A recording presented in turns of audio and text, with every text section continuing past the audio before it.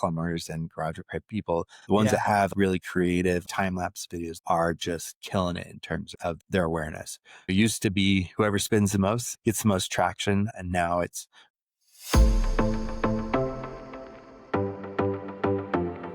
You're listening to Titans of the Trades. I'm your host, Ryan Englin, author of Hire Better People Faster and creator of the CoreFit hiring system, a proven process to help growing companies attract and retain only the best. I'm on a mission to revolutionize the perception of the trades and elevate it to new heights. After growing up in a blue-collar family, my passion for making the trades cool again runs deep. If you're a titan in the industry and want to be on my show, stick around until the end and I'll reveal how you can be my next guest.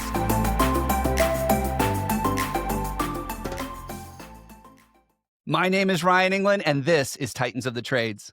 Today's guest has been in the franchise world for over 16 years now. And he's learned a few things along the way when it comes to building the right systems and getting you as the owner out of the business so you can focus on the things that are most important. So get ready to take some notes. This applies regardless of the industry you're in, whether you're in construction, the trades, or even some other business right now. The idea behind putting systems in place, delegating the right work to right people, and making sure that you're focused on things that really drive results is what matters. I want to introduce on today's show the brand president for ProLift Garage Doors, Nathan Cowan. Nathan, welcome to the show. Thank you so much. Glad to be here. I'm excited to dig into this idea of franchising with you. Everybody knows what a franchise is, I think. They've heard this term before. And I've mentioned this to you that I read the E-Myth. I know everything there is to know about franchises, right? Talks about the franchise model. And I think the most important thing about franchising that a lot of people don't understand that works in franchise world, but also in their own business, even if they're not a franchise, is this idea of putting together systems and processes. Because as the owner, let's face it, you shouldn't be the one in the truck. So tell me a little bit about ProLift and what you guys are up to. And then let's dig into this idea of franchising and what it can mean to even people who aren't in the franchise. Yeah, absolutely. There's a lot of concepts in franchising that apply to small businesses anyway. So there's a lot of overlap there. ProLift Garage Doors is a brand that I recently took over as president for, and we are really focused on providing a very personalized experience in terms of garage repair, replacement, enhancements. And so we are a unique brand in the sense that we're very, very engaged with our local communities. And we have an internal nonprofit called Kids Lift that does a lot of community outreach stuff. And so our owners are phenomenal about being a part of that and just really driving that local engagement. We're kind of a smaller brand in terms of home service brands. So we're still growing, we're still learning. And it's been one of those fun journeys where we're really putting in those processes and building this out to be a big brand going forward. So yeah. I love that. Yeah, I mean, y'all got to start somewhere. And I know that in the franchising world, once you've got that systems in place, it really is as simple as copy, paste, repeat, right? Yeah. So let's talk about that. When legal stuff aside, when someone's talking about franchising, what I hear them say is, we're going to talk about systems and processes. We're going to show you a way to, I always like to use McDonald's, right? We're going to show you a way to make French fries so that regardless of where people get their French fries, if it's our brand, they're always the same. Yeah. That's what I think of when I think of franchises. Is that accurate? Yeah, that's very accurate. I like to call it brand alignment, but I think that it is a critical component. When you see really successful franchises like McDonald's, like Chick-fil-A and others, that's the theme there, is that they've been very, very good at replicating the processes and the customer interactions from one location to the next. So that is something that I think all franchisors are very, very focused on.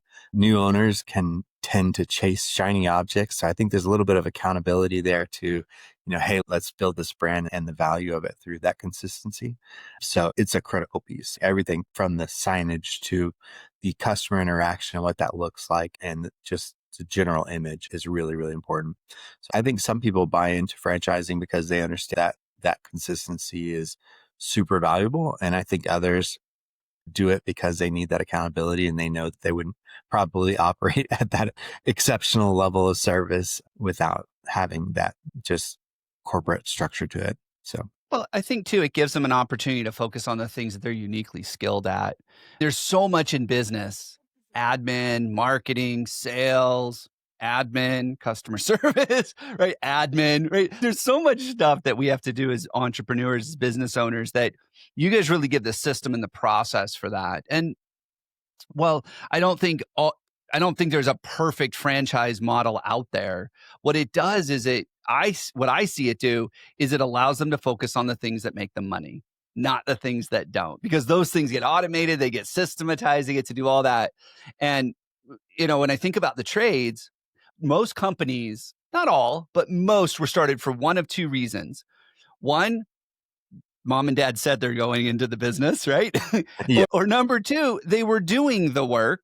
They were a plumber. They were a garage door repair tech. They were a HVAC technician or an operator. They said, you know what? I can do this on my own. I want to be able to do this on my own. And so they jump out on their own. We call those guys Chuck in a truck, right? Because he's usually getting started. He's by himself. He does everything. Hmm. And then a buddy joins him and a friend or a family member. And all of a sudden he's growing this team. And he goes, wait a minute. I got a business to run now. I just want to be in the field. I just want to do the things that I love. Yeah. And I think those guys are like prime for the franchise model. Is that fair? Yeah. Yeah, definitely. I think that those guys understand the operational components, but there's so many elements to running your business that are critical, like managing your finances really well and the marketing piece. And those are pieces that most of the time they're never formally trained on or have the backbone support there. And I think also people don't realize how much is done on the back end in terms of your website and optimization there and branding and all of those pieces. So there's a lot of value for those kind of chuck in the trucks in terms of the financial support and marketing primarily. So Yeah. absolutely. And then even for people who aren't in a space, like we work with a lot of construction owners, and those don't always translate into a franchise model just because of the way it is. But I think the principles of franchise translate to almost any business: Oh the yeah. systems, the processes, the documentation, the finding ways to do things over and over again. So talk to me for a minute about what that looks like in just like the day in the life of a franchise owner. Yeah, it's pretty structured. So from the minute that a new owner signs on, we've got, for ProLift anyway, we've got like a 90-day kind of plan to get everything in order, from Google verifications to inventory and vehicles and all the stuff in place for hiring people. And so it's a very, very, very regimented process in terms of getting them open. And then from there, there's a lot of ongoing support, especially from a financial side. And typically, and it's the case with franchising, but it applies to all our businesses, there's just a lot of branding and pieces that have to be done from the start to really get the business off the ground strongly. And I think that, where there's a ton of overlap between just standard businesses versus franchise is just knowing your financials, being able to manage people and understand how to scale correctly. And then just that the ones that do really well in small businesses or in franchises are the ones that understand the concept of working on your business, not in your business. And, from the beginning, that's never something that's easy to do. Is something that you plan for and build on and have infrastructure in place to maintain that. And so there's quite a bit of crossover in the different categories in terms of what you do and don't want to do for small businesses, for sure. Yeah, and I think I would even throw mid-sized businesses, because I know a lot of companies that are approaching 9 figures in revenue, and the owner still struggles with Oh, on versus in, right? Like, yeah. I don't think that it's something that's only for the real little guy, that on versus in. Talking about that, for people that don't know, what's your take on versus in? Like, how do you distinguish that? Yeah. Uh, I mean, trades guys are in the trades because they like to get their hands dirty. They like to be a part of that process. And a lot of times like interacting with the customers. And so they default to what's comfortable and what they know. And the financial components and marketing pieces specifically are something that is unfamiliar to them and kind of overwhelming. So a lot of times those guys kind of default to being in the trucks and just ignoring the financial management pieces. But working on your business, in my mind, is having the infrastructure in place for proper growth. What I mean by that is like, that plan of, okay, I need a layer of management to come in to take some of this off of my plate, and thinking about themselves as the most expensive, most valuable employee. And how am I spending my time as the most expensive employee? Does it make sense for me to be sitting in a truck when I cost the most out of everything in this business? That's my approach to it, in looking Yeah. at it and talking with owners about, okay, how are you spending your day? Okay, we're in the truck, we're putting out fires, and nothing's been done to look at financial tracking or the marketing spends, your return on investment there. I think that's an interesting distinction. A way to look at it is that I am the most expensive employee in the business. And I think one of the struggles they have is that they don't write themselves that check, right? Yeah. Like they take whatever the scraps are left at the end of the month and Uh-huh. they go, good, did I have a good month or a bad month? But they're not sitting there thinking, did I invest my time in the places where it's going to actually benefit? Like Yeah. if I was writing someone a check that was $500 an hour, right? Like if I was writing that check to somebody, I'd be like, what time are you showing up? What time are you leaving? How many calls did you make today? What Yeah, did you do to grow this thing? absolutely. Yeah. Right. But so many times, I think entrepreneurs want to be on the receiving end of that $500 an hour check, Yeah. but they don't treat their day like that. 100%. Yeah. It's a very common theme in small business for sure. And the ones that do it well are the ones that just know from the start that they've got to get themselves out of there and looking at big picture. Where are my leads and how much are we spending compared to what we're bringing in, and pricing and all of that stuff. So it's an ongoing discussion every day of the week for me with our owners. Yeah. Now, one of the things that I'm gonna go personal here for a second. So I'm a homeowner and I deal with trades contractors all the time because I'm at the point where while I might be able to do some of that, I don't want to do it anymore. Yeah. And oh my gosh, the lack of consistency, the lack of follow through, there's so much out there. Like there's a reason that people in the trade, there's a bad perception of contractors. Like there's a Mhm. reason for it. Yeah. My example was just recently I had to put new gutters on my house. Do you know how hard it is to find a gutter person? Yeah. Just Like to get a call back is, just to get a call back. yeah. I had one, they had like 700 5-star reviews on Google. I was like, sweet. They had to have paid for those. There's no way Yeah. they were legit. But I left them voicemails. I texted them. I emailed them. I filled out online forms, everything. I Yeah. couldn't even get a call back Yeah. from that over and over and over again. And I know that for a lot of small businesses, the reason is they get caught working in the business. They Mhm. don't have anybody to manage the phones. Like they might still be doing that, especially when they're really small. Yeah. How does a franchise model solve that issue? Like, what are you Yeah. guys doing? I mean, just all the brands, not even garage doors, Yeah. like Yeah. all of them, I'm sure deal with that. Yeah, I think that's one of the things that franchises are really able to supplement on, is providing vendors and different pieces to pick up on the communication with the customers. So incorporating like AI responders and tracking, like we track that as a brand. How many times did the phone ring before you picked it up, and how many customers didn't get answered? And a lot of franchisors incorporate call centers to pick up rolled calls or after hours calls, just to make sure somebody live is answering the phone. It's very funny to me because typically with small businesses, when they're not answering the phones, like you said, they're checking the truck. But, the simple fix there is hiring a receptionist, whether it's part-time. I mean, it's the cheapest employee you could possibly have.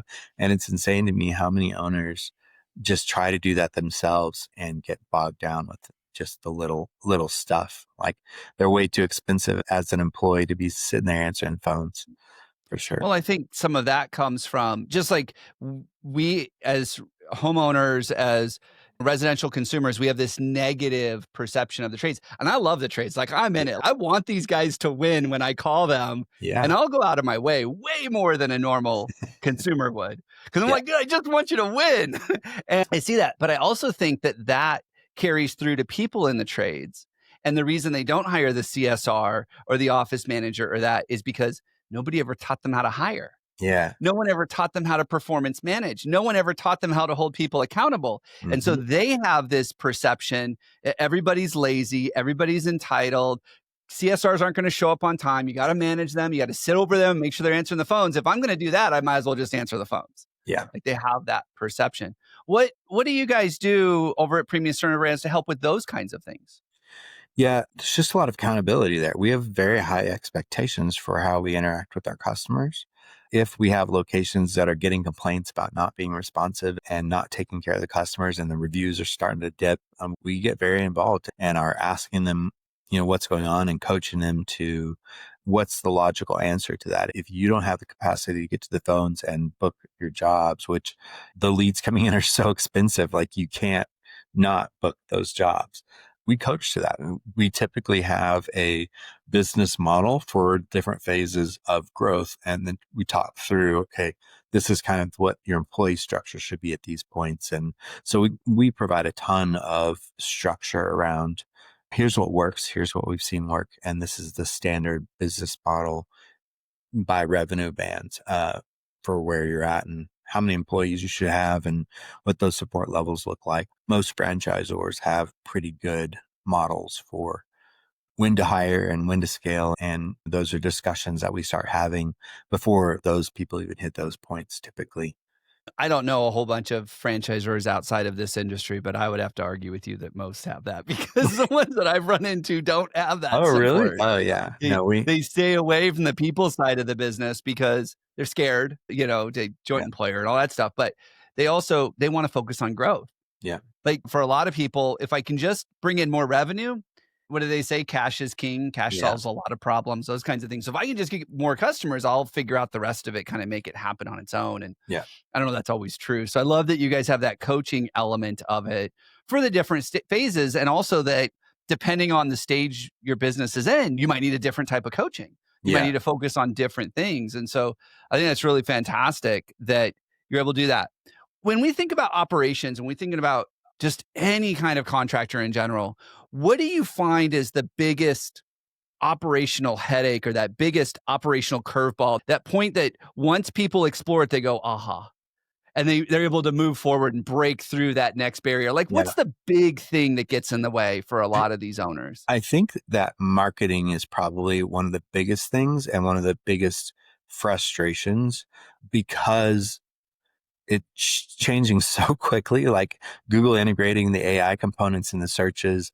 And now we have I've to seen focus. that recently. Yeah.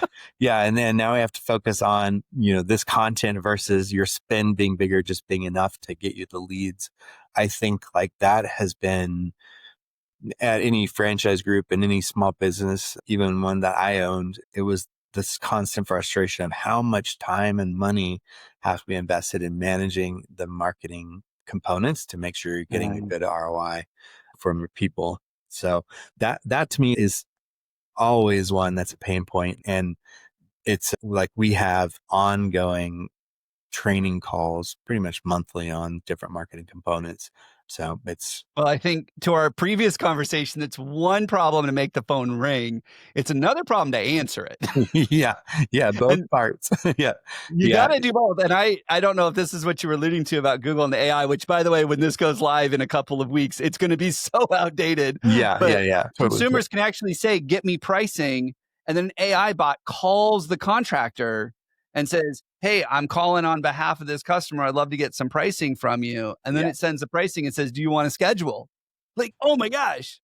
Like, at some point in time, if you're not the one answering the phone, like, if you're one of that contractors that I called over and over and over again, yeah, like, your world's gonna get hurt real yeah. fast. And even like call centers and supplemental answering services have changed a ton. I mean, now we're seeing a whole lot of like offshore individual people that do it and are willing to be trained specifically for your business and they're super affordable. And so we've seen a lot of people start leveraging individuals that just contract out to be that CSR and pretty good results with that too. But That's fantastic. yeah, it's crazy how much it evolves. From your perspective, I know that you've got a team that helps you build the franchise. You're in there supporting these franchise owners, making sure that they're getting everything that they need. If I'm a contractor listening to this today, you said marketing is so big, right? Yeah. If you're a contractor, what's one thing that that our listeners could do to go make an impact, to move things forward? Like, what's one thing they could do by the end of the week, let's say? Yeah, I'll give you a couple of things. Yeah, give me a Uh, couple if you got them. One of the things that we've seen, especially in the trades, is we had a lot of mom and pop people flood the markets post COVID, which made the digital space super competitive for garage repair and painting and, just a lot of the home services. And so what we've seen is that things have kind of changed in terms of doing a lot of boots on the ground networking, like all of a sudden the networking groups and connecting with contractors and doing just kind of the boots on the ground stuff is having a really, really big impact. So kind of gone back to the traditional old school ways of building those client bases there. But the other piece is just how important the local content is. I mean, videos of your team, pictures of your team, make sure that there's a ton of stuff being pumped out to your Google business profiles, and then content that is educational. So we played around with this when I was working with some chiropractic franchises, and I just took my phone and went to some clinics, and I went up to the doctors and I said, "Hey, you got 60 seconds to demonstrate and talk through one of your favorite stretches." Those videos got like thousands and thousands of likes compared to just kind of the standard, here's a before and after photo. And you can see that on Instagram too. If you look up plumbers and garage repair people, the ones that Yeah. have like just really creative, like time lapse videos and that kind of stuff are just killing it in terms of their awareness. It used to be whoever spends the most gets the most traction. And now it's whoever can demonstrate that they are the professional from a digital content piece. When I used to do traditional marketing for websites, email, that kind of stuff, Google ads for contractors, I remember always telling them, like, you have to understand that your customer, they don't understand it. And most of the time they can't see it. It's behind a wall, it's on the roof, it's right. They don't understand it, they can't Yeah. see it.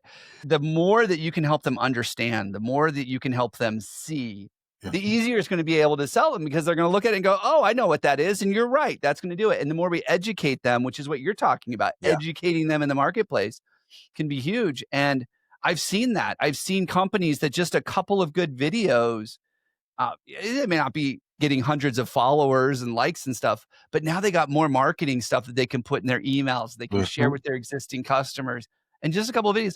And there's a company that does this in the HVAC space. They have a software that's designed for the guys to say, here's what was broken, here's what we fixed, here's what, and it logs everything. And I mean, what amazing marketing content for them. Yeah, absolutely. And also just interacting with the customers. And we've got really good platforms where we can show pictures and videos and make it something that's easy for people to understand in terms of what the issue is and why the repairs are needed, which then of course helps with closing rates and the customers feeling like it's a good decision and they understand what they're paying for. And I think that's critical for the home services just because you know, if you go to someone's home in the middle of the day and it's just a mom and the kids there, she is not going to feel comfortable with whatever those quotes are without getting some really thorough explanation of what those pieces are. Yeah. And a lot of people pretend like they know what it is, but you start mentioning types of piping or Yeah. garage openers, they kind of glaze over. So Yep. yeah, the visuals are super important. So as we wrap up, I'm thinking about that contractor right now. Maybe they're doing, I don't know, 2 to 5 million. They still get pulled into issues now and then. And they're thinking, Nathan, I love the idea of creating more contact, but you don't understand. I don't have the time. Yeah. What do you say to that person who's thinking that they've got a team? They could probably figure out how to do it, but I don't have the time. What do you Yeah. tell them? I mean, my first question always is who on your team does have the time?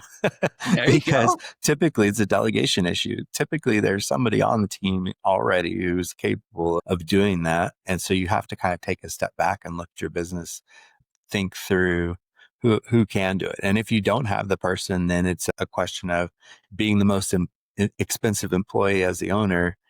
Does it make sense? And is the cost justified to bring somebody on that can manage those pieces? It's just crazy important. But typically when you approach it that way and think about your own business, I'm a really expensive employee. I shouldn't be the one answering the phones and sending out billing who should? So Mm, it's a pretty simple question. But I yeah. think that's the part that everybody just really, and I made that mistake too, where I got bogged down in my business and all the little fires and the stress of all the logistical pieces.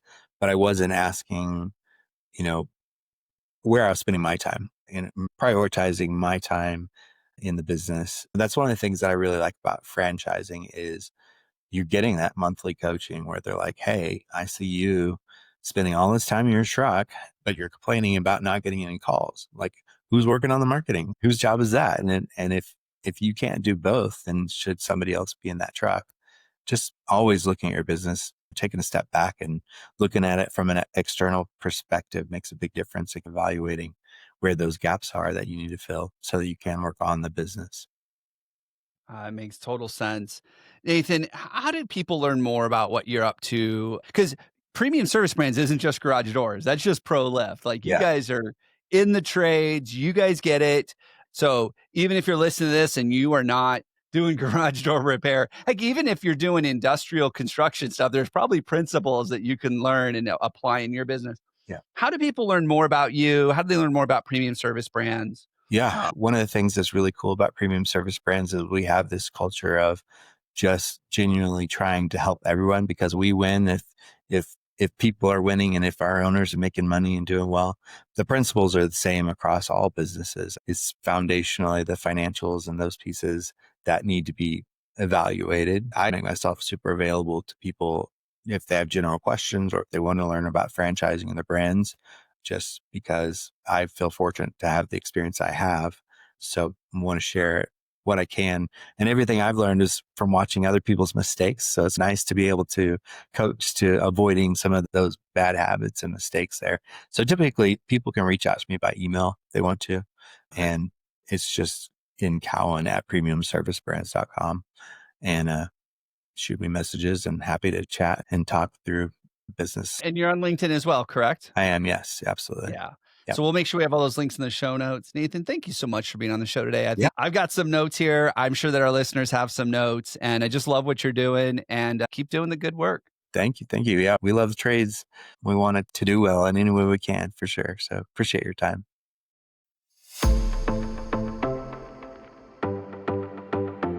Ryan Englin here.